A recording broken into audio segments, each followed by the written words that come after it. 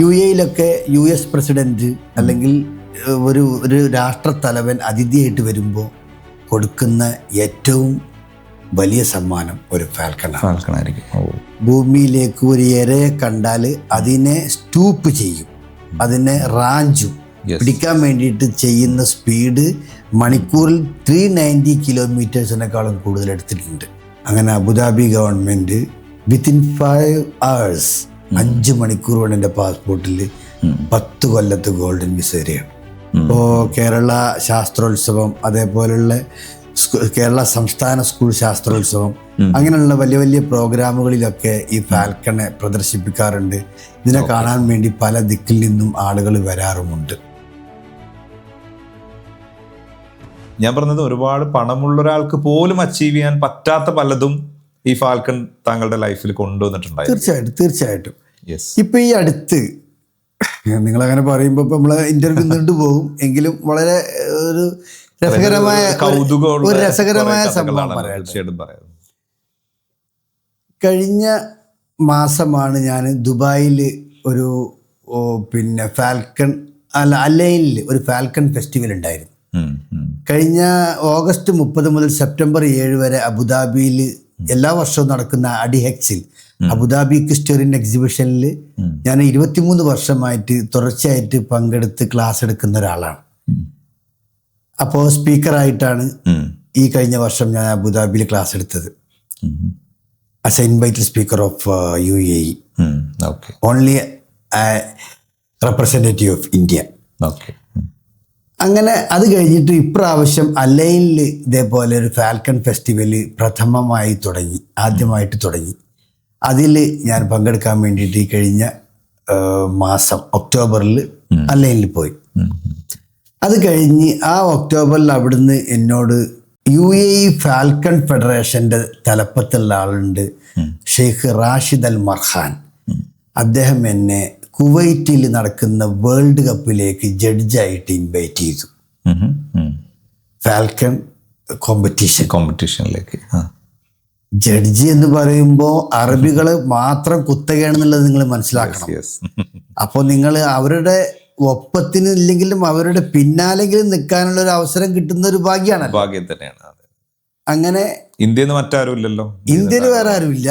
ഇന്ത്യയിൽ പോട്ടെ, അറബി അല്ലാത്ത വേറെ ആരുമില്ല. അപ്പൊ 2001 എമിറേറ്റ്സ് ഫാൽക്കണേഴ്സ് ക്ലബിൽ അംഗത്വം കിട്ടുന്നത്. എമിറേറ്റ്സ് ഫാൽക്കണേഴ്സ് ക്ലബിൽ അംഗത്വമുള്ള അറബി അല്ലാത്ത ഏക ആള് ഞാനാണ്. കംപ്ലീറ്റ് അറബികൾ മാത്രം, അന്നും ഇന്ന് വരെ. നാളത്തെ നമുക്ക് പറയാൻ പറ്റില്ല. അപ്പോൾ ഇതിലെ അറബികളെ ഒരു കുത്തകയാണ് തന്നെ. ഇതിലൊന്നും വേറെ പുറത്തുള്ള ഒരാളെ അവർ അടുപ്പിക്കൂല, കാരണം അവരുടെ ഒരു കുത്തകയാണ്. കാരണം ഷെയ്ഖ് ഫാമിലീസിന്റെ, റോയൽ ഫാമിലീസിന്റെ ഒരു എന്താ പറയാ, ഒരു പ്രൗഢിയാണത്. അതൊന്നും പുറത്തേക്കൊന്നും കൊടുക്കൂല അവര്. അങ്ങനെ ഈ റാഷിദ് മർഖാൻ എന്നെ അദ്ദേഹം ക്ഷണിക്കുകയാണ് കുവൈറ്റിലേക്ക്. അങ്ങനെ ഞാൻ ഇവിടുന്ന് കുവൈറ്റിലേക്ക് പോയി. കുവൈറ്റിൽ എനിക്ക് UAE രാജ്യം എനിക്ക് 10 വർഷത്തെ ഗോൾഡൻ വിസ നൽകി ആദരിച്ചു. കഴിഞ്ഞ 2022 ജനുവരി 2 എനിക്കൊരു വലിയ അംഗീകാരമായിരുന്നു. കാരണം ഒരു റെസിഡൻഷിപ്പ് അല്ലെങ്കിൽ ഒരു UAE വിസ ഇല്ലാത്ത കാലിക്കറ്റ് യൂണിവേഴ്സിറ്റിയിലെ ഒരു ജോലിക്കാരന് ഒരു വിസിറ്റിംഗ് വിസയിൽ പോലും ചെല്ലാത്ത ഒരാൾക്ക്, വിസിറ്റിംഗ് വിസയിൽ പോലും അല്ലാത്ത ഒരാൾ ഒരു ട്രാൻസിറ്റ് വിസയിലാണ്, US വിസ എനിക്കുണ്ട്. അപ്പോൾ ട്രാൻസിറ്റ് വിസയിലാണ് ചെന്നത്. പക്ഷേ എന്നെ അവർ 10 വർഷത്തെ ഗോൾഡൻ വിസ, അതും ഫാൽക്കൺ സയന്റിസ്റ്റ് എന്ന പേരിൽ ആദ്യമായിട്ടാണ് ചരിത്രത്തിൽ അങ്ങനെ ഒരു ഡെസിഗ്നേഷനിൽ ഒരു ഗോൾഡൻ വിസ കിട്ടുന്നത്. അത് അവർ എനിക്ക് തന്നു, റോയൽ ഫാമിലി ഓഫ് UAE. അപ്പോൾ നമ്മൾ വിചാരിച്ചു കുവൈറ്റിലേക്ക് പോകാൻ ഈ UAE വിസ, ഗോൾഡൻ വിസ മതിയല്ലോ. പക്ഷേ എന്തുകൊണ്ടോ വിസ ശരിയായില്ല, ഗോൾഡൻ വിസ ശരിയായില്ല. എന്നിട്ട് പിന്നെ ഞാൻ കുവൈറ്റ് വിസ തരപ്പെടുത്തിയിട്ടാണ് ഞാൻ ആ വേൾഡ് കപ്പിൽ പങ്കെടുക്കുന്നത്. കുവൈറ്റിൽ വേൾഡ് കപ്പ് നടത്തുന്നത് UAE ഗവൺമെന്റ് ആണ്. ഫസ്റ്റ് പ്രൈസ് 5 മില്യൺ ദിർഹംസ് ആണ്, ഇന്ത്യന്റെ 13 കോടിയോളം രൂപ ഒന്നാമത്തെ സമ്മാനം. അത് ഹോസ്റ്റ് ചെയ്യുന്നത് കുവൈറ്റാണ്. അപ്പൊ UAE ഫാൽക്കൺ ഫെഡറേഷൻ എല്ലാ വർഷവും വിവിധ രാജ്യങ്ങളിലായിട്ട് വേൾഡ് കപ്പ് നടത്തും. നിങ്ങൾക്കറിയാലോ, ഖത്തറിൽ ഫുട്ബോൾ നടത്തിയ പോലെ അതേപോലെ തന്നെ. അങ്ങനെ അതിൽ പങ്കെടുത്തപ്പോൾ കൗതുകരമായ കാര്യത്തിലേക്ക് ഞാൻ വരികയാണ്. എൻ്റെ ഒരു സ്വിറ്റ്സർലൻഡ് സ്വിസ് ഫ്രണ്ട് ദോഹയിൽ വന്നപ്പോൾ എന്നെ കോണ്ടാക്ട് ചെയ്തു. എന്നോട് പറഞ്ഞു, എനിക്ക് ഇങ്ങനെ ഒരു സംഭവം കേട്ടു, UAE world cup, UAE government world cup championship ഫാൽക്കണിന്റെ റേസിംഗ് വേൾഡ് കപ്പ് കുവൈറ്റിൽ വെച്ച് നടത്തുന്നുണ്ടെന്ന് കേട്ടു. അദ്ദേഹത്തിന്റെ സംഭവം അതിലേറെ രസമാണ്. അദ്ദേഹം സ്വന്തം കാരവനിൽ ലോകരാജ്യങ്ങൾ സന്ദർശിക്കുകയാണ്. സ്വന്തം കാരവനിൽ ഭാര്യയും ഒത്ത് ഡ്രൈവ് ചെയ്തുകൊണ്ട് വ്യത്യസ്ത രാഷ്ട്രങ്ങൾ സന്ദർശിക്കുന്ന ഒരു വ്യക്തിയാണ്. സ്വിറ്റ്സർലൻഡ് വൈൽഡ് ലൈഫ് ഫോട്ടോഗ്രാഫറാണ് ഇദ്ദേഹം. അങ്ങനെ അദ്ദേഹത്തിന് ഞാൻ ഈ ഒരു ഇത് അവസരം കൊടുത്തു. അങ്ങനെ അദ്ദേഹത്തിനെ ക്ഷണിച്ചു. ഈ റാഷിദ് അൽ മർഖാൻ എന്ന ഷെയ്ഖിനെ ഞാൻ പരിചയപ്പെടുത്തി. ഞാൻ നല്ല ഫോട്ടോഗ്രാഫ്സും അദ്ദേഹത്തിന് എടുത്തു കൊടുത്തു. ഭാഗ്യം എന്ന് പറയട്ടെ, ഇന്നലെ എനിക്ക് അദ്ദേഹത്തിന്റെ ഒരു മെസ്സേജ് കിട്ടി. അദ്ദേഹം ദോഹയിൽ നിന്ന് എനിക്ക് മെസ്സേജ് ചെയ്തു. കുവൈറ്റിൽ നിന്ന് അദ്ദേഹം പിന്നെ ദോഹയിലേക്കാണ് പോയത്. ഈ ദോഹയിൽ നിന്ന് മൂപ്പര് UAE വരും. അപ്പൊ ഞാൻ കാണും അടുത്ത ആഴ്ച UAE അദ്ദേഹത്തെ കാണും. അദ്ദേഹം മറ്റൊരു കൗതുകകരമായ കാര്യം, അദ്ദേഹം സ്വിറ്റ്സർലൻഡ് പബ്ലിഷ് ചെയ്യുന്ന ഒരു സ്വിസ് മെയിൻ ന്യൂസ് പേപ്പറിൽ എന്നെ കുറിച്ചിട്ടൊരു ആർട്ടിക്കിൾ എഴുതിയിട്ടുണ്ട്. അതും അന്നത്തെ ഞങ്ങളുടെ ഫോട്ടോഗ്രാഫൊക്കെ വെച്ചുകൊണ്ട് 2 പേജ് ഒരു സാധനം PDF എനിക്ക് അയച്ചു തന്നു. താങ്കൾ സ്വിറ്റ്സർലൻഡിലും വന്നിട്ടുണ്ട് എന്ന് പറഞ്ഞിട്ട്. അത് അദ്ദേഹത്തിന് ഞാൻ ആ ചെയ്തു കൊടുത്ത ഇതിനൊരു നന്ദി എന്നോണം. അദ്ദേഹത്തിന് ഞാനത് കാണാൻ അവസരം ഉണ്ടായി കൊടുത്തു. അദ്ദേഹം എന്നെ കുറിച്ചിട്ടുള്ള സ്റ്റോറി അദ്ദേഹത്തിന്റെ ന്യൂസ് പേപ്പറിൽ, സ്വിറ്റ്സർലൻഡിലെ ന്യൂസ് പേപ്പറിൽ സ്വിസ് ഭാഷയിൽ ഉള്ള സംഭവം എനിക്ക് അയച്ചു തന്നു. ഞാനത് ഷെയ്ഖിന് അയച്ചു കൊടുത്തു. മേൽ പറഞ്ഞ ഷെയ്ഖിന് അയച്ചു കൊടുത്തു. Sheikh is very happy. കാരണം വളരെ പ്രധാനപ്പെട്ട ഒരു ചടങ്ങുകളിൽ ഇങ്ങനെ ഒരു സ്വിറ്റ്സർലൻഡിലെ ഒരു ചങ്ങാതിനെ കൊണ്ടൊന്ന് പരിചയപ്പെടുത്തുന്നു. നമ്മളൊന്നും അറിയാതെ ഈ സ്വിറ്റ്സർലൻഡിലെ ചങ്ങാതി അവരുടെ ന്യൂസ് പേപ്പർ കൊടുക്കുന്നു. ആ ന്യൂസ് എനിക്ക് അയച്ചിരുന്നു. അങ്ങനെയുള്ള പല കാര്യങ്ങളും ഇതിൻ്റെ ഇടയിൽ നടക്കുമ്പോൾ ഉണ്ടാകുന്ന ആ ഒരു സുഖം, റയർ എക്സ്പീരിയൻസ് നമുക്ക് ഇൻക്രെഡിബിൾ ആണ്. അതായത് ഇമാജിൻ ചെയ്യാൻ പോലും പറ്റാത്ത സംഭവങ്ങൾ സംഭവിക്കുമ്പോൾ ഉണ്ടാകുന്ന ആ ഒരു സന്തോഷം, that is the luck behind ഈ ഒരു ജേണിയുടെ പിന്നിൽ പിടിച്ചു നിർത്തുന്നത് അത് മാത്രമാണ്. ഇപ്പൊ ഞാൻ വന്ന് കുവൈറ്റിൽ നിന്ന് വന്നിട്ട് ഒരാഴ്ച കഴിഞ്ഞ് 8-ാം തീയതി വന്നത്, ഇപ്പൊ 9-ാം തീയതി വന്നത്. നാളെ വീണ്ടും ദുബായി പോവാണ്. ഒരു 10 ദിവസം കഴിഞ്ഞാൽ വീണ്ടും ദുബായിലേക്ക് പറക്കുകയാണ്. Only four falcons. ഞാനിതിൽ കണ്ട മറ്റൊരു പ്രധാനപ്പെട്ട കാര്യം എന്ന് പറയുന്നത്, ഇപ്പോൾ പലപ്പോഴും നമ്മൾ തന്നെ ഇന്നിപ്പോൾ നേരത്തെ ഡ്രൈവ് ചെയ്ത് പോയ സമയത്തൊക്കെ നമ്മൾ ഡിസ്കസ് ചെയ്തു, എല്ലാവരും സക്സസിനെ കുറിച്ചാണ് ഡിസ്കസ് ചെയ്യുക. ഈ സക്സസിന്റെ പുറകിലുള്ള പെയിനിനെ കുറിച്ച് എവിടെയും ഡിസ്കസ് ചെയ്യപ്പെടുന്നില്ല. ഇപ്പൊ നമ്മൾ നേരത്തെ അല്ലെ ചില ആങ്കേഴ്സിനും ചില പോഡ്കാസ്റ്റേഴ്സിനെ കുറിച്ചും ചില സെലിബ്രിറ്റീസിനെ കുറിച്ചൊക്കെ സംസാരിച്ചു. ഇവര് രാവും പകലും ഇല്ലാതെ ഇപ്പൊ സമയം എത്ര എന്നുള്ളത് ഈ ഇതെടുക്കുന്ന ആൾക്കാരുടെ അടുത്ത് പറഞ്ഞാൽ ഇപ്പൊ സമയം 12:30 നമ്മൾ ഇരിക്കുന്നത് കോഴിക്കോട് ഹൈലൈറ്റ് ബിസിനസ് പാർക്കിൽ. ഇവിടെ എനിക്ക് തോന്നുന്നു വളരെ കുറച്ച് ആൾക്കാർ ഇപ്പം ഉണ്ടാവുള്ളൂ ഈ സമയത്ത്. പക്ഷെ സ്റ്റിൽ നമ്മളിത് ചെയ്യുന്നത് എന്തുകൊണ്ടാണെന്ന് വെച്ചാൽ പാഷൻ, ഓഫ് കോഴ്സ് പാഷൻ എന്നുള്ളത് തന്നെയാണ്. മാത്രമല്ല ഞാൻ മനസ്സിലാക്കുന്നത് ഇന്ന് നിങ്ങൾ ഉറങ്ങിയിട്ടില്ല. നാളെ രാവിലെ ഏർലി മോർണിംഗ് പോയാൽ ആ യാത്ര പോയി അവസാനിക്കുന്നത് എബ്രോഡിലേക്ക് പോകുന്നുണ്ടെന്ന് പറഞ്ഞു നൈറ്റ്. ഇപ്പം ഞാൻ പറഞ്ഞത് ഇതിൻ്റെ പുറകിലെ എഫേർട്ട് എന്ന് പറയുന്നത് ഒരിക്കലും, എസ്പെഷ്യലി ഈ ഏജിലും കൂടി നിങ്ങൾ ഇതിന്റെ പുറകിൽ ഇത്രയും പെയിൻ എടുത്ത് ഇല്ല, അത്രയും പ്രായം അല്ല. മാത്രമല്ല ഈ സക്സസിന് പുറകെ ഓടുന്ന ആൾക്കാർക്ക് പ്രായം ആവൂല, അവര് പ്രായം ആവൂല. ഇപ്പൊ APJ അബ്ദുൽ കലാം അദ്ദേഹം ജോലി ചെയ്തുകൊണ്ടിരിക്കുകയാണ് ലോകത്ത് നിന്ന് പോയത് അല്ലേ, അവിടെ ഒരു എൻഡ് ഇല്ല അതിന്. അപ്പൊ തീർച്ചയായും ആ ഒരു പാഷൻ, അതുപോലെ തന്നെ ഈ ഒരു കൺസിസ്റ്റൻസി അല്ലെ, എത്ര വർഷമായിട്ട് ഒരു ഫാൽക്കൺ എന്ന് പറയുന്ന ബേർഡിന് പുറകെ നാട്ടുകാർ എന്തൊക്കെ പറയും, വീട്ടുകാർ എന്തൊക്കെ പറയും, കാരണം നിങ്ങൾ എന്തൊക്കെ കാര്യങ്ങൾ മാറ്റി വെച്ചിട്ടുണ്ടാവും ലൈഫിൽ ഒരു പക്ഷേ ഈ ഒരു പോയിന്റിൽ എത്താൻ വേണ്ടിയിട്ട്. അപ്പൊ ഇതിന്റെ ഒരു സ്ട്രഗിൾ പോയിന്റും കൂടി എന്തായാലും ഇതിന്റെ പുറകിലുണ്ട്. മാത്രമല്ല നമ്മുടെ ഈ ഒരു ജനറേഷന് പകർന്ന് നൽകാനുള്ള ഒരു പാടും അതാണ്. കാരണം ഇപ്പൊ എല്ലാവരും ഒരു ക്വിക്ക് സക്സസിന് വേണ്ടിയിട്ട് ട്രൈ ചെയ്യുന്ന ഒരു മോഡിലാണ് എല്ലാവരും വർക്ക് ചെയ്യുന്നത്. പക്ഷെ നമ്മൾ ഈ ഒരു പാഷന്റെ പുറകെ പോകുമ്പോൾ നിങ്ങൾക്ക് വന്ന നഷ്ടങ്ങൾ, ത്യജിക്കേണ്ടി വന്നിട്ടുള്ള ഒരുപാട് കാര്യങ്ങൾ, പെയിനുകൾ ഉണ്ടാവാം, അതിനെക്കുറിച്ചും കൂടെ ഒന്ന്, അതിന്ന് എന്തൊരു മെസ്സേജാണ് നമുക്ക് ഈ ഒരു ജനറേഷന് കൊടുക്കാനുള്ളത്? ഇപ്പൊ നമ്മൾ ഒരു വിജയത്തിലേക്ക് എത്തണമെങ്കിൽ ഇപ്പൊ ഖുർആനിലൊരു വാക്യമുണ്ട്, ഇന്ന മാൽ ഉസ്രി യുസ്ര, തീർച്ചയായും ബുദ്ധിമുട്ടിൻ്റെ കൂടെ എളുപ്പമുണ്ട്.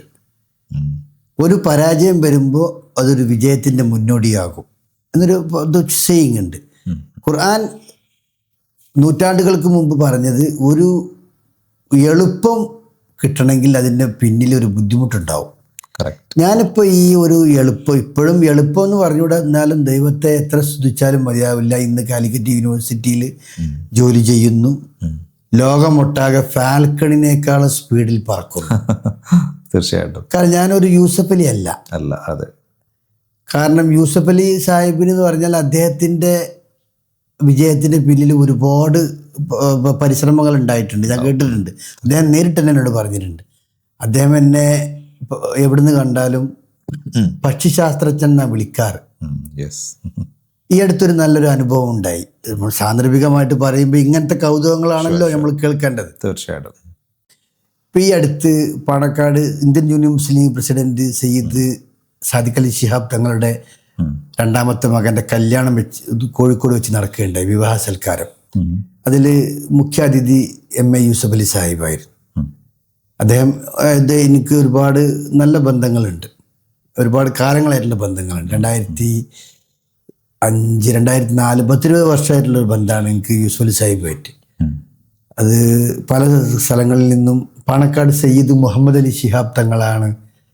ഒരു ദിവസം ഞാനും തങ്ങളുമായി പാണക്കാട് സംസാരിച്ചു കൊണ്ടിരിക്കുമ്പോൾ MA യൂസഫ് അലി സാഹിബ് അങ്ങോട്ട് കയറി വന്നപ്പോൾ തങ്ങളാണ് എന്നെ യൂസഫ് അലി സാഹിബ് പരിചയപ്പെടുത്തുന്നത്. നിങ്ങളൊരു കാര്യം മനസ്സിലാക്കിയത് എന്താണെന്ന് വെച്ചാൽ, ഒരാളെ പരിചയപ്പെടുത്തുന്ന ഒരാളുണ്ടാവും. ഇപ്പം എന്നെ ബിനീഷ് ഒരാൾക്ക് പരിചയപ്പെടുത്തുകയാണെങ്കിൽ ബിനീഷിൻ്റെ ആ ഒരു സ്ഥാനം താങ്കൾ പരിചയപ്പെടുത്തിയ ആൾക്കും അയാൾ കൊടുക്കും. Correct, right. അപ്പോൾ പല സന്ദർഭങ്ങൾ ഞാൻ പരിചയപ്പെടുത്തുമ്പോൾ എന്നെ കാണുന്ന അതേ വാല്യൂവിൽ തന്നെ അവർ കാണും. അപ്പോൾ പാണക്കാട് സയ്യിദ് മുഹമ്മദ് അലി ശിഹാബ് തങ്ങൾ എൻ്റെ പഠനത്തിൽ ഒരുപാട് മോറൽ സപ്പോർട്ട് ചെയ്ത വ്യക്തിയാണ്. അന്ന് ഞാൻ ഈ പഠനം തുടങ്ങുമ്പോൾ തങ്ങൾ പറഞ്ഞൊരു വാക്കുണ്ട്, ഒരു തിരൂർക്കാരൻ അല്ലെങ്കിൽ ഒരു മലയാളി, ഒരു ഇന്ത്യക്കാരൻ അറബികളുടെ ഒരു പക്ഷിയെക്കുറിച്ച് പഠിക്കുക. ഖുർആനിലും ഹദീസുകളിലും പ്രവാചക വചനങ്ങളിലും അതേപോലെ അറബ് ചരിത്രങ്ങളിലും അല്ലാമ ഇക്ബാലിൻ്റെ കവിതകളിലും ഖലീൽ ജിബ്രാൻ്റെ കവിതകളിലും ഒരുപാട് അറബിക് ലിറ്ററേച്ചറിൽ പരാമർശിക്കപ്പെട്ട ഒരു ജീവിയാണ് ഫാൽക്കൺ. അപ്പം അങ്ങനെയുള്ളൊരു പക്ഷിയെക്കുറിച്ച് പഠിക്കുന്നത് നമ്മളെ ഒരു നാട്ടുകാരൻ പഠിച്ച് നാളെ അറബികൾക്ക് പോയിട്ട് ക്ലാസ് എടുക്കണം. അന്ന് തങ്ങൾ പറഞ്ഞ വാക്കുകളാണ്.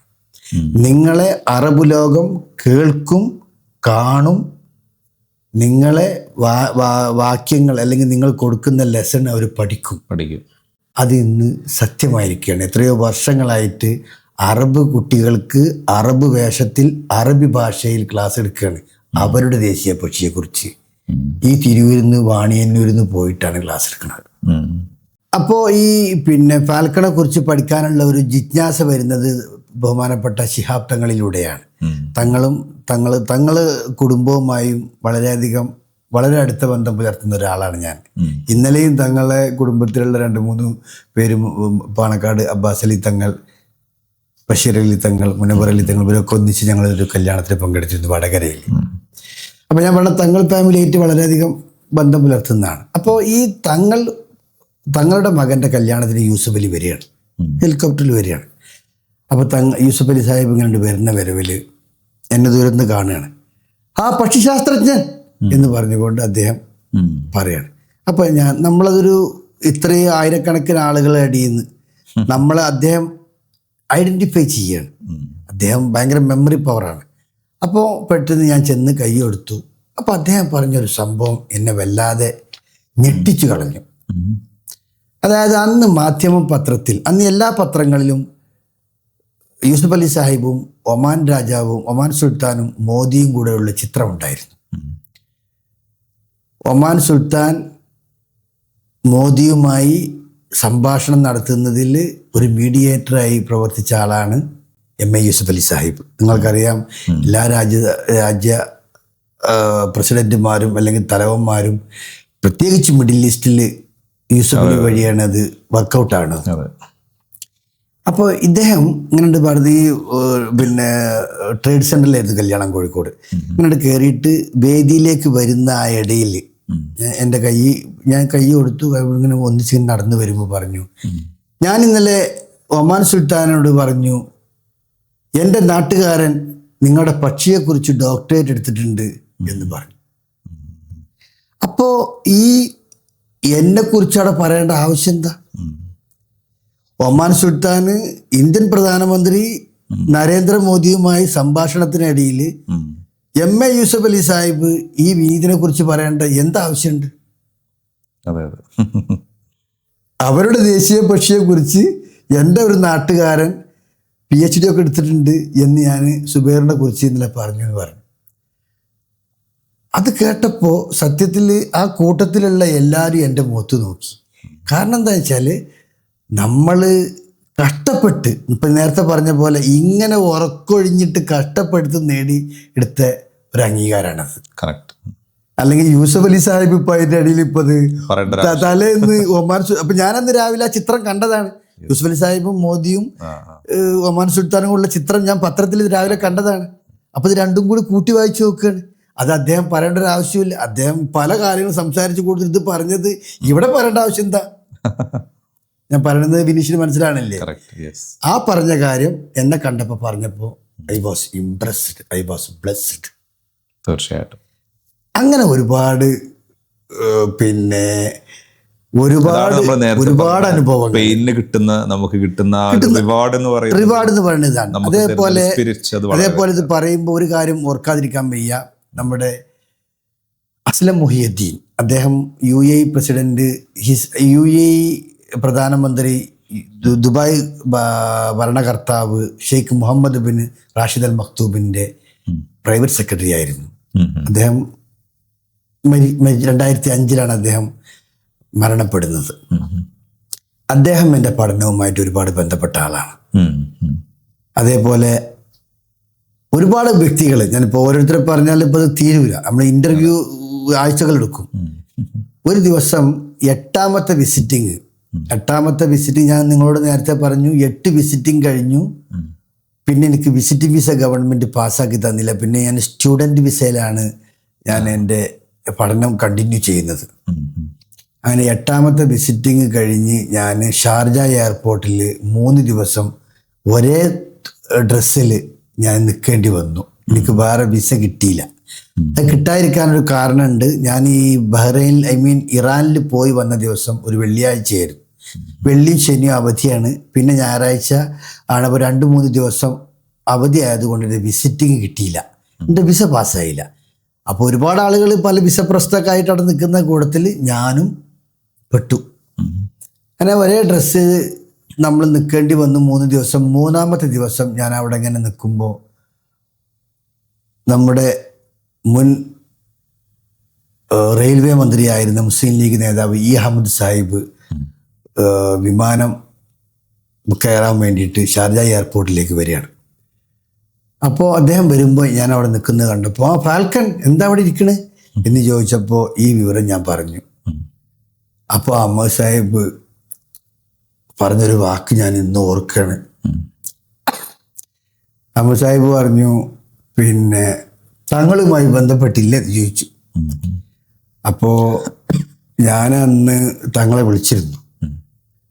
അപ്പോൾ 8ാമത്തെ വിസിറ്റിംഗ് ആണ് തങ്ങളെ, പിന്നെ ഇനി വിസിറ്റിംഗ് കിട്ടണില്ല. അപ്പോൾ തങ്ങൾ പറഞ്ഞു 8ൽ പൊട്ടെന്ന് പറഞ്ഞു ഫോണിൽ കൂടെ.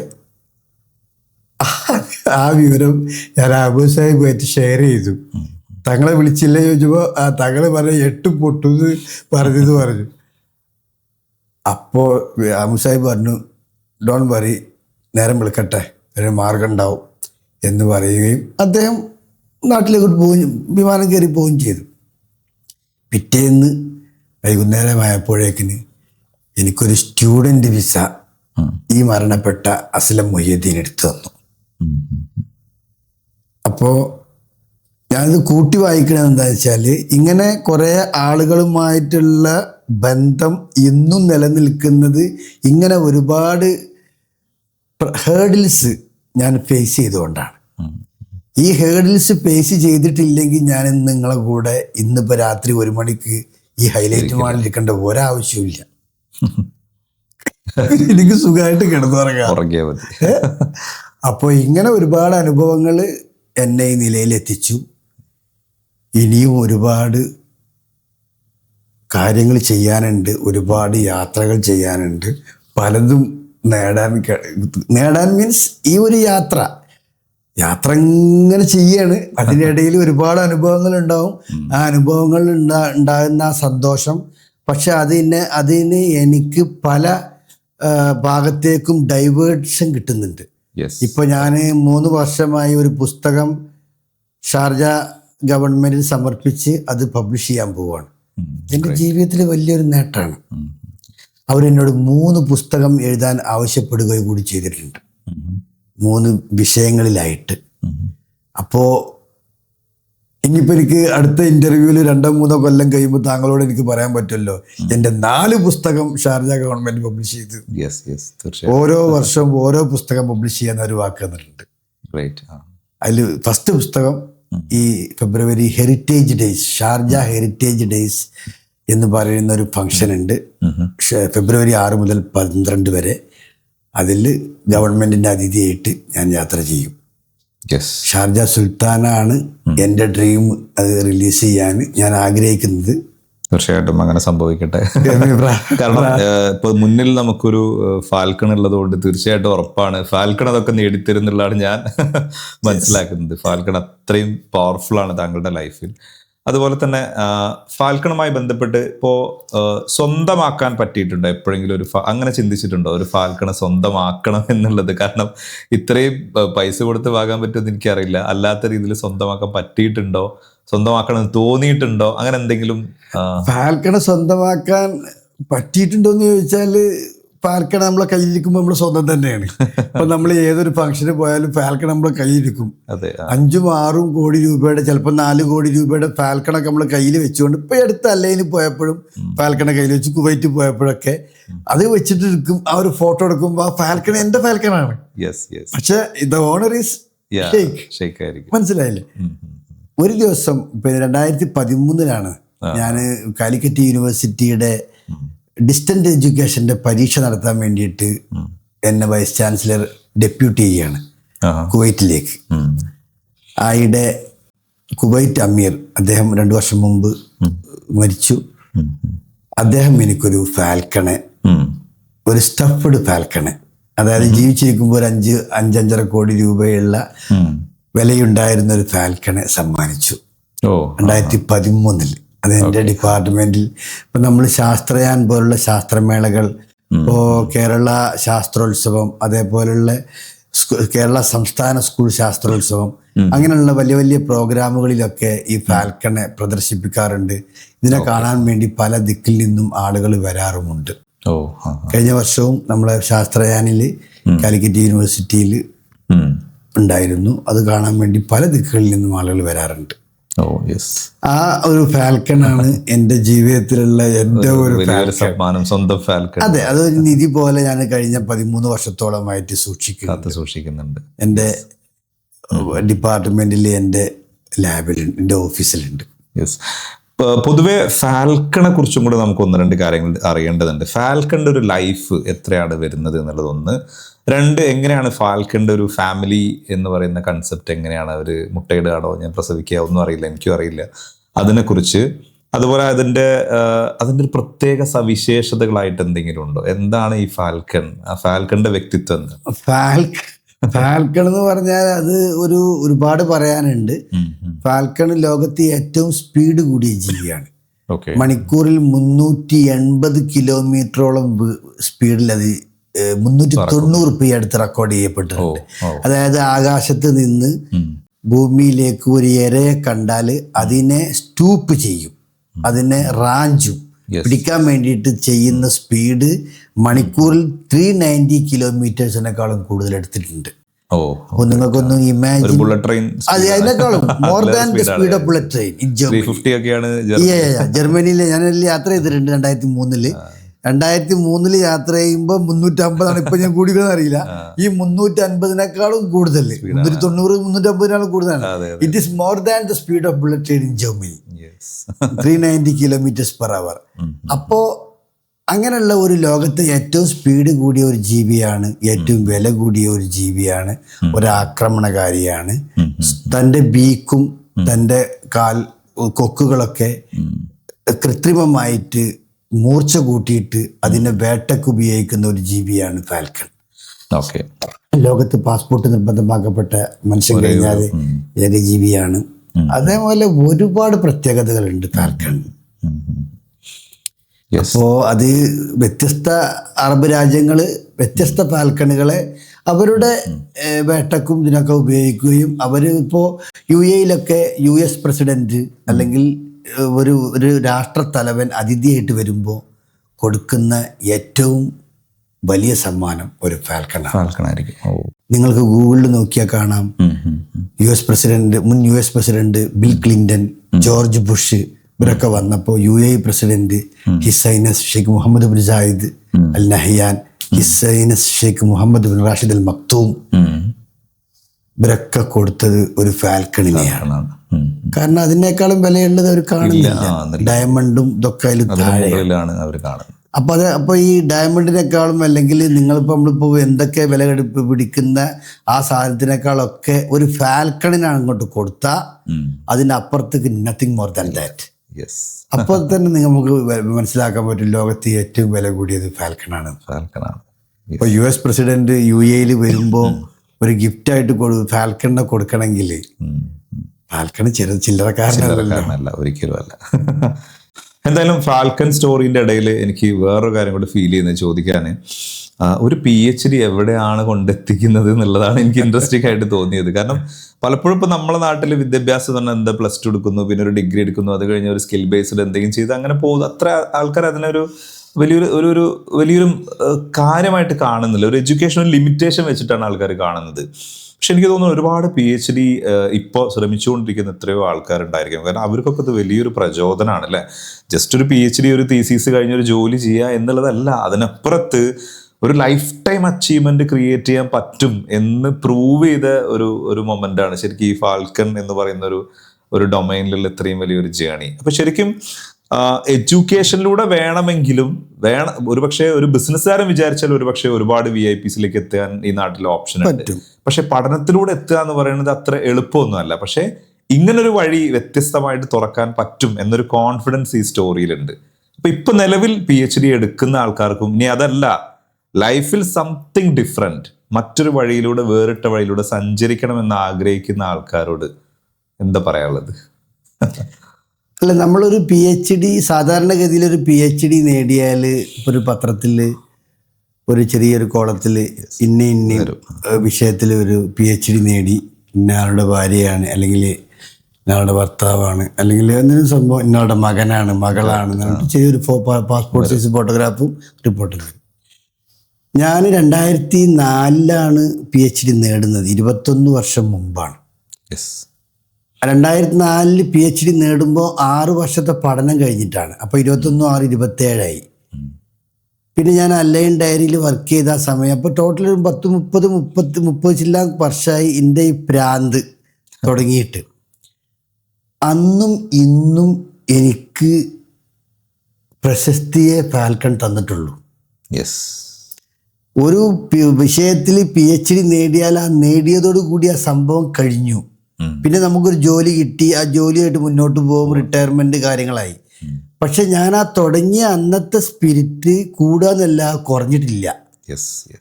ഫാൽക്കണിന്റെ പിന്നാലെ അതിലും സ്പീഡിൽ എന്ന് മനോരമ ശ്രീയിലൊരു സ്റ്റോറി വന്നതിനെ കുറിച്ച്. മനോരമക്ക് ഒരു ശ്രീ എന്ന് പറഞ്ഞിട്ട് സാധനം ഉണ്ടായിരുന്നു, സൺഡേ സപ്ലിമെന്റ്. 2001 തോന്നുന്നു, 24 കൊല്ലം മുമ്പ്. ഒരു ചെറിയ ബുക്ക്, അതില് പിന്നെ മുഹമ്മദ് അനീസി എന്ന് പറയുന്ന എൻ്റെ ഒരു സുഹൃത്തുണ്ട്. ഇപ്പോൾ കോട്ടയത്തെ പുള്ളി, കോഴിക്കോട് കൊടുവള്ളിക്കാരനാണ്. പുള്ളി ഒരു സ്റ്റോറി എന്നെ കുറിച്ച് എഴുതി മനോരമയിലൊക്കെ ഒരു സാധനം വരിക വലിയ കാര്യമാണ്. വനിതയിലും ഇതൊക്കെ വന്നിട്ടുണ്ട്, ഒരുപാട് സ്റ്റോറികൾ വന്നിട്ടുണ്ട്. ഫാൽക്കണിന് പിന്നാലെ അതിലും സ്പീഡിൽ എന്ന് പറഞ്ഞൊരു സ്റ്റോറി എഴുതി അനീസിനെ കുറിച്ചിട്ട്. ഒരുപാട് സ്റ്റോറികൾ വ്യത്യസ്ത ഭാഷകളിലായി താങ്കൾ നേരത്തെ കണ്ടില്ലേ, ഒരുപാട് പത്രങ്ങളിലായിട്ട് മലയാളം, തമിഴ്, ഉറുദു, ഇംഗ്ലീഷ്, അറബി, ദെൻ ഹിന്ദി, അങ്ങനെ വ്യത്യസ്ത ഭാഷകളിലായിട്ട് ഏകദേശം ഒരു 10,000 താഴെ അടുത്തായിട്ട് പത്ര കട്ടിങ്സ് ഇഷ്ടം പോലെ ഉണ്ട്. ഒരുപാട് വിഷ്വൽ മീഡിയയിലൊക്കെ ഒരുപാട് ഇൻ്റർവ്യൂകൾ വന്നിട്ടുണ്ട്. ഇതൊക്കെ എനിക്ക് നേടിത്തന്നത് എൻ്റെ ആ ഒരു എന്താണ് പറയുക, ഒരു പിന്നെ PhDക്കും അപ്പുറമുള്ള ഒരു ത്വരയാണ്. കാരണം ഫാൽക്കണിൻ്റെ അസുഖങ്ങൾ ഫാൽക്കണിന് ഒരുപാട് അസുഖങ്ങൾ വരുന്നുണ്ട്. അത് AI ഉപയോഗിച്ചുകൊണ്ട്, ഇപ്പോൾ AI യുഗമാണല്ലോ, AI ഉപയോഗിച്ചുകൊണ്ട് പ്രീ ഡിറ്റക്ഷൻ പ്രിവെൻറ്റ് ചെയ്യാനുള്ള ഒരു സംഭവത്തെക്കുറിച്ചൊരു വർക്ക്ഷോപ്പ് ഞാൻ നടത്തിയിരുന്നു കിങ് സൗദ് യൂണിവേഴ്സിറ്റിയിൽ റിയാദിൽ 2024.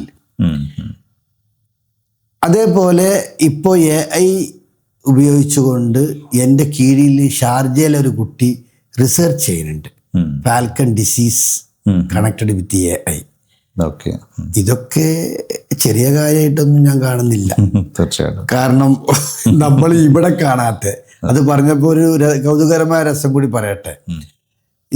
ഞാൻ നേരത്തെ പറഞ്ഞു UAE റാഷിദ് അൽ മർഖാൻ UAE ഫാൽക്കൺ അസോസിയേഷൻ്റെ ചെയർമാനാണ്. അതേപോലെ ഏകദേശം 10 അസോസിയേഷൻ്റെയും 10 സംഘടനകളുടെയൊക്കെ തലപ്പത്തുള്ള ഷെയ്ഖ് മുഹമ്മദിൻ്റെ UAE പ്രധാനമന്ത്രിയുടെ വലങ്കൈ ആയിട്ടുള്ള ഈ ഷെയ്ഖ് കുവൈറ്റിൽ വെച്ച് കുവൈറ്റിലെ UAE അംബാസഡർ ഈ ഫംഗ്ഷന് വേണ്ടി വന്നപ്പോൾ അദ്ദേഹം എന്നെ വിളിച്ചിട്ട് പരിചയപ്പെടുത്തി. കുവൈറ്റിലെ UAE അംബാസഡർക്ക് ഈ ഷെയ്ഖ് റാഷിദ് അൽ മർഖാൻ പരിചയപ്പെടുത്തുകയാണ്, ഇന്ന ആളാണ്, ഇദ്ദേഹത്തിൻ്റെ നാട്ടിൽ ഫാൽക്കണില്ല, പക്ഷെ ഇദ്ദേഹത്തിന് ഫാൽക്കണ് ജീവനാണ്. It was incredible.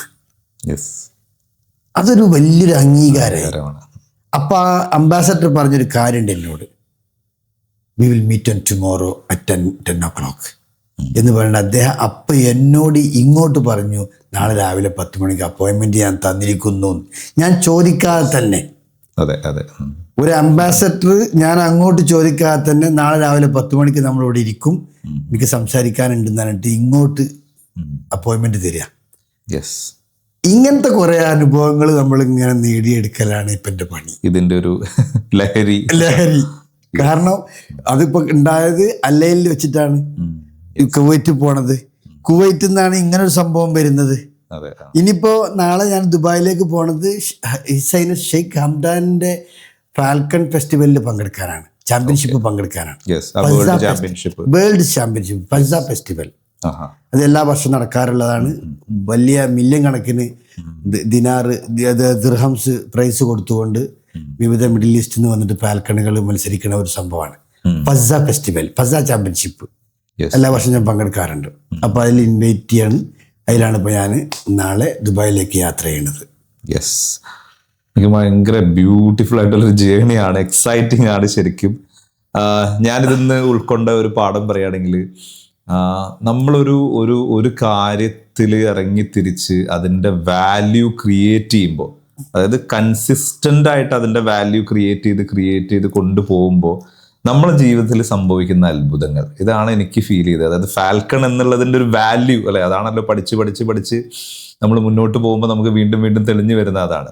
അതിനൊരു പുറകിലൊരു കൺസിസ്റ്റൻസി ഉണ്ട് അല്ലേ, ഇത് സ്ഥിരമായിട്ട് ചെയ്യണം.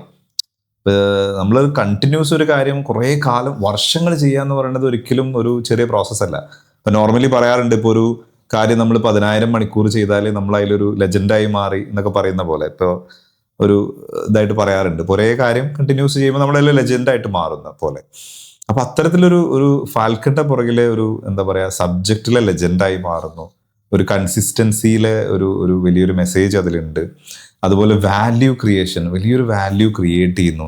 ആ വാല്യൂ നിങ്ങൾക്ക് തിരിച്ചു തരുന്നത് എന്താ പറയുക, ഒരു അസാമാന്യമായ എന്താ പറയുക സ്വപ്നങ്ങൾ എന്ന് വേണമെങ്കിൽ പറയാം. ഒരിക്കലും നാളെ എന്ത് സംഭവിക്കുന്നു എന്ന് നമുക്ക് പറയാൻ പറ്റില്ല. കാരണം നാളെ നമുക്ക് ചിന്തിക്കാൻ പറ്റാത്ത ഒരു കാര്യമായിരിക്കും നമ്മളെ കാത്തിരിക്കുന്നത്. അത് ഓരോ ദിവസവും അത് നിങ്ങളെ ലൈഫിനെ ഭയങ്കരമായിട്ട് എക്സൈറ്റ് ചെയ്തിരിക്കുന്നു. ആ ഒരു എക്സൈറ്റ്മെന്റിൽ മുന്നോട്ട് പോവാന്നുള്ളതാണ് ഒരു വിന്നർ മൈൻഡ് സെറ്റ് ആണ് അതൊക്കെ. അത് എനിക്ക് ഫീൽ ചെയ്യും. കാരണം ഞാനും ഈ പറഞ്ഞ എന്താ പറയുക ഒരു വലിയ പോഡ്കാസ്റ്റ് ജേണിയിലൂടെ പോകാൻ ഉദ്ദേശിക്കുന്നു. അങ്ങനെ പലതും ഉണ്ടാവും, ഓരോരുത്തർക്കും ഓരോ ജേണി ഉണ്ടാവും. ആ ജേണിയിൽ ഒരു ഭാഗമായിട്ട് സാറിന് എനിക്ക് കൊണ്ടുവരാൻ പറ്റുന്നു. I am very happy. ഈ ഒരു മൊമെന്റിൽ ഭയങ്കര ഹാപ്പിയാണ്. എനിക്ക് തോന്നുന്നു ഇനിയും നമുക്ക് പറയാനുണ്ട് ഒരുപാട്, നിങ്ങൾക്ക് പറയാനുണ്ട് ഒരുപാട് കഥകൾ. പക്ഷെ കുറെ സമയമായതുകൊണ്ടാണ് ഞാനും അതിലേക്ക് അത്ര പോവാത്തത്. എങ്കിലും ഒരു ഫൈനൽ വേർഡ് പറഞ്ഞിട്ട് നമുക്ക് ഇന്നത്തെ ഈ ഒരു പോഡ്കാസ്റ്റ് അവസാനിപ്പിക്കാം. എന്താണ് വാട്ട് ഈസ് നെക്സ്റ്റ്? എന്താണ് ഫാൽക്കന്റെ അടുത്തൊരു ഭാവി? എന്താണ് ഇതിൽ നെക്സ്റ്റ് ഒരു ലെവലിൽ എന്താണ് കാണുന്നത്? ഇപ്പൊ നമുക്കൊരു സെയിങ് പറയാറുണ്ട്, if there is A will there is a way. എൻ്റെ ഒരു ആഗ്രഹം, ഒരു ഡ്രീം, ഒരു ഫാൽക്കൺ സെന്റർ തുറക്കുക എന്നുള്ളതാണ്. ഒരു ഫാൽക്കൺ റിസർച്ച് സെന്റർ. ഓക്കെ. അപ്പോൾ I am trying to establish a falcon research centre in Middle East. അത് UAE ആവാം, അല്ലെങ്കിൽ ഖത്തർ ആവാം, അതൊന്നും ഇപ്പോൾ നമ്മളെ ഇതിലില്ല, എവിടെയെങ്കിലും ഒരു സംഭവം. അപ്പോൾ എന്നിട്ട് യങ് ജനറേഷനിലേക്ക് ഇതിൻ്റെ importance to conserve and preserve the royal birds. ഈ റോയൽ ബേർഡ്സിനെ പ്രിസർവ് ചെയ്യാനും കൺസേർവ് ചെയ്യാനും യങ്ങർ ജനറേഷനിലേക്ക് ഇതിൻ്റെ മെസ്സേജ് എത്തിച്ചുകൊണ്ട് തന്നാലാവുന്നത് ചെയ്യണം എന്നാണ് എൻ്റെ ഒരു ആഗ്രഹം. അപ്പോൾ അതിന് വേണ്ടിയിട്ട് ഇനിയിപ്പോൾ നമ്മൾ ഈ ലീവ് ഇതേപോലെ യൂണിവേഴ്സിറ്റിയിൽ ലീവ് ഉണ്ടാകുമ്പോൾ, ഒഴിവുണ്ടാകുമ്പോൾ നമ്മൾ പോവും. അല്ലാതെ നമ്മളെ കൊണ്ടാവുന്ന പോലെ ഓൺലൈനിൽ ക്ലാസ് എടുക്കും. ഇങ്ങനെയൊക്കെ നമ്മൾ ചെയ്യും. എങ്കിലും മരണം വരെ ഈ ഒരു ഫാൽക്കൺ റിസർച്ചുമായിട്ട് മുന്നോട്ട് പോകണം എന്നാണ് എൻ്റെ ഒരു ആഗ്രഹം, വിത്ത് മൈ ഫാമിലി. കാരണം അതിലുള്ള ഒരു സംഭവം എന്താണെന്ന് വെച്ചാൽ, ഇപ്പോൾ നമുക്ക്, ഞാൻ നേരത്തെ പറഞ്ഞു, UAE-ൻ്റെ ഇത് ഗോൾഡൻ വിസ കിട്ടിയപ്പോൾ, ഗോൾഡൻ വിസ കാരണം ഞാനൊരു റെസിഡൻറ്റ് വിസ ഹോൾഡർ അല്ലാത്തത് കൊണ്ടും ടെനൻസി കോൺട്രാക്റ്റ് ഒന്നും ഇല്ലാത്തത് കൊണ്ടും എൻ്റെത് UAE ഗവൺമെൻറ് റിജക്റ്റ് ചെയ്തു. എൻ്റെ UAE ഗോൾഡൻ വിസൻ്റെ ആപ്ലിക്കേഷൻ. അപ്പോൾ എന്നോട് എൻ്റെ ഒരു സുഹൃത്ത്, ഒരു അറബി, ഒരു റോയൽ ഫാമിലിയിലെ ഒരാൾ പറഞ്ഞു, പേര് ഞാൻ പരാമർശിക്കുന്നില്ല, അതൊരു പക്ഷെ ഇഷ്ടപ്പെട്ടില്ലെങ്കിലോ, അദ്ദേഹം പറഞ്ഞു, this is not the end of the world. നിങ്ങളത് അർഹിക്കുന്നുണ്ട്, ഇന്നല്ലെങ്കിൽ നാളെ നിങ്ങൾക്ക് കിട്ടും. അദ്ദേഹം ഒരു കോൾ ചെയ്താൽ മതി, അപ്പോൾ കിട്ടും നമുക്ക് ഗോൾഡൻ വിസ വേണമെങ്കിൽ. പക്ഷെ അത് നിങ്ങൾ അർഹിക്കുന്നുണ്ട്, അത് നിങ്ങളെ തേടിയെത്തും. പക്ഷെ ഇതിൽ പിന്നെ ശരിക്കുള്ള ഓർഡറിലുള്ള സംഭവങ്ങളൊന്നും എനിക്കില്ല. കാരണം വിസിറ്റ് വിസ എടുത്തിട്ടല്ല ഞാൻ പോയത്. As a US visa holder, US visa ഉണ്ടായതുകൊണ്ടാണ് ട്രാൻസിറ്റ് വിസയാണ് ഞാൻ എടുത്തത്, 14 ദിവസത്തിൻ്റെ. അപ്പോൾ ഞാനൊരു വിസിറ്റ് വിസ പോലും എടുക്കാതെയാണ് ഞാൻ UAE പോകുന്നത്. എന്നിട്ട് പോലും ഞാൻ അപ്ലൈ ചെയ്തപ്പോൾ ഈ വക പോസിറ്റീവായിട്ടുള്ള ഘടകങ്ങളൊന്നും എനിക്കില്ലാത്തതുകൊണ്ട് റിജക്റ്റ് ചെയ്തു. അങ്ങനെ അബുദാബി സ്പോർട്സ് കൗൺസിലാണ് എന്നെ റെക്കമെൻഡ് ചെയ്യുന്നത്. അങ്ങനെ അബുദാബി ഗവൺമെൻറ് വിത്തിൻ 5 hours, 5 മണിക്കൂർ കൊണ്ട് എൻ്റെ പാസ്പോർട്ടിൽ 10 കൊല്ലത്തെ ഗോൾഡൻ വിസ വരെയാണ്. ഇൻക്രെഡിബിൾ. എന്നിട്ട് അതിൻ്റെ ID കാർഡ് സാധാരണഗതിയിൽ നമ്മൾ വാങ്ങണം. എനിക്കത് വാങ്ങാൻ സമയം ഉണ്ടായിരുന്നില്ല, കാരണം എനിക്ക് അവിടെ ജോലി വേണ്ടല്ലോ, ഞാൻ നാട്ടിലാണ് ജോലി. എനിക്കവിടെ യൂണിവേഴ്സിറ്റിയിൽ ജോയിൻ ചെയ്യാൻ വേണ്ടിയിട്ട് ഞാൻ അന്ന് രാത്രി പാസ്പോർട്ട് വാങ്ങി ലേറ്റ് നൈറ്റ് ഫ്ലൈറ്റിന് പെട്ടെന്ന് പോന്നു. പിന്നെ 8 മാസം കഴിഞ്ഞിട്ടാണ്, 9 മാസത്തോളമായിട്ടാണ് ഞാൻ പിന്നെ UAE പോയിട്ട് എൻ്റെ ID കാർഡ് വാങ്ങിച്ചത്. അപ്പം എനിക്കൊരു കാര്യം മനസ്സിലായി. സാധാരണ ഒരു വിസ UAE വിസ ഹോൾഡർ ആണെങ്കിൽ 6 monthsനുള്ളിൽ നമ്മൾ എൻട്രി ചെയ്യണം, അല്ലെങ്കിൽ വിസ ക്യാൻസൽ ആവും. പക്ഷെ UAE ഗോൾഡൻ വിസ ഉള്ള ആൾക്ക് ആ റൂള് ബാധകമല്ല. അല്ലെങ്കിൽ ഞാൻ 9 മാസമായി എൻ്റെ വിസ പോകില്ലേ, എനിക്കിപ്പോഴും ഏത് സമയത്ത് തോന്നിയാലും വിസ എടുക്കാതെ പോകാനുള്ള ഒരു ഭാഗ്യം കിട്ടിയത് ഫാൽക്കൺ കൊണ്ട് മാത്രമാണ്. എനിക്ക് തോന്നുന്നു നല്ല ഒരു വലിയ സ്റ്റോറിയാണ് ഫാൽക്കൺ റിലേറ്റ് ചെയ്തിട്ട്. അത് ഏറ്റവും വലിയൊരു ഇൻട്രസ്റ്റിംഗ് എന്താണെന്ന് വെച്ചാൽ, ഒരിക്കലും ഫാൽക്കൺ എന്ന് പറയുന്നതിനെ ഈ കേട്ടുകൊണ്ടിരിക്കുന്ന ഒരു 1% ആൾക്കാർ മാത്രമേ കണ്ടിട്ട് തന്നെ ഉണ്ടാവുള്ളൂ. മേ ബി TV അല്ലെങ്കിൽ ഫോട്ടോസ് കണ്ടിട്ടുണ്ടാവും, നേരിട്ട് കാണാനുള്ള സാധ്യത വളരെ റയർ അല്ലേ? കേരളത്തിൽ ഫാൽക്കൺ ഉണ്ടോ? നല്ലൊരു കേരളത്തിൽ എന്നല്ല, ഇന്ത്യയിൽ തന്നെ ഫാൽക്കൺ കുറവാണ്. ഞാൻ തന്നെ ഫാൽക്കണിനെ കാണുന്നത് 1994-ലാണ്. 94-95 കാലഘട്ടത്തിൽ ഞാൻ പറഞ്ഞല്ലോ, സ്കൂളിൽ അധ്യാപകനായി ജോലി ചെയ്തുകൊണ്ടിരിക്കും. ഒരു ദിവസം പത്രത്തിലൊരു റിപ്പോർട്ട് കണ്ടു, ഒരു ഫാൽക്കണിനെ ദുബായ് എയർപോർട്ടിൽ വെച്ച് പിടികൂടിയിരുന്നു കടത്തുമ്പോൾ. അങ്ങനെ ഞാൻ ആ ഫാൽക്കണിനെ കാണാൻ വേണ്ടിയിട്ട്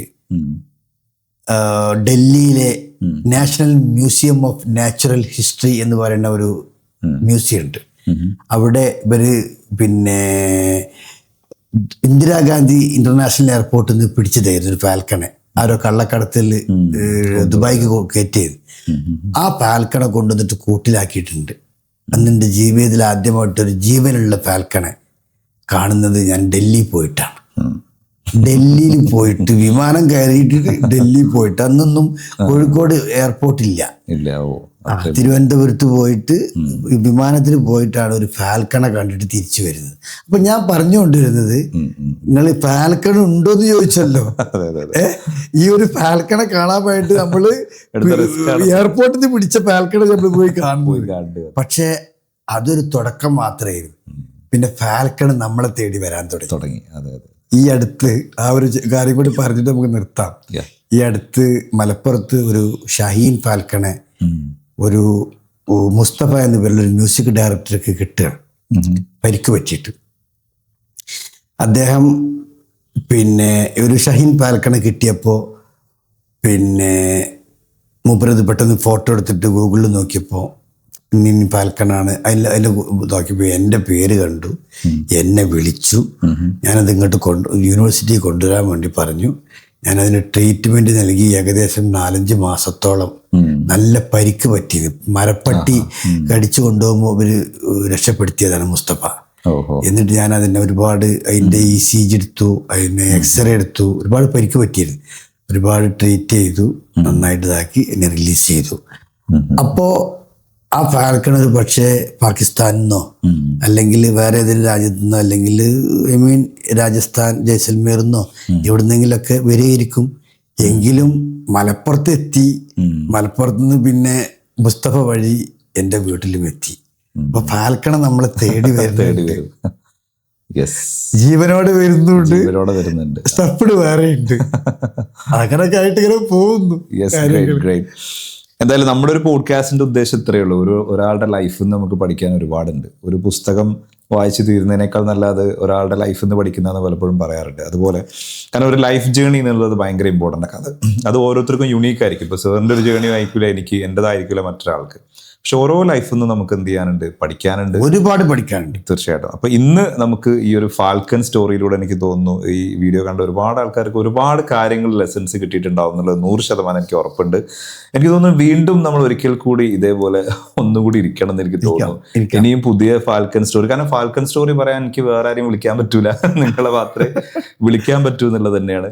അപ്പൊ എന്തായാലും താങ്ക് യു വെരി മച്ച് ഇന്ന് വന്നതിൽ, ഈ ഒരു പോഡ്കാസ്റ്റിൽ ഇത്രയും സമയം സ്പെൻഡ് ചെയ്തതിൽ thank you very much. Falcon എത്ര സ്പീഡിൽ പറക്കുന്നോ അതിനിരട്ടി സ്പീഡിൽ താങ്കൾക്ക് ഈ ഒരു കരിയറുമായിട്ട് മുന്നോട്ട് പറക്കാൻ പറ്റട്ടെ എന്നും കൂടെ ആശംസിക്കുന്നു. Wish you all the best. Thank you so much. Thank you. വളരെ സന്തോഷം. ഈ ഒരു പാതിരാത്രിയൊക്കെ കഴിഞ്ഞു, ഇപ്പൊ പ്രഭാതമായി തുടങ്ങി. അതെ. ഇത്രയും സമയം എനിക്ക് വേണ്ടി വിനീഷ് ഈ ചെലവഴിച്ച നിമിഷങ്ങളെ വിലമതിക്കാനാകാത്തതാണെന്ന് ഞാൻ സാക്ഷ്യപ്പെടുത്തുന്നു. Thank you very much. Thank you.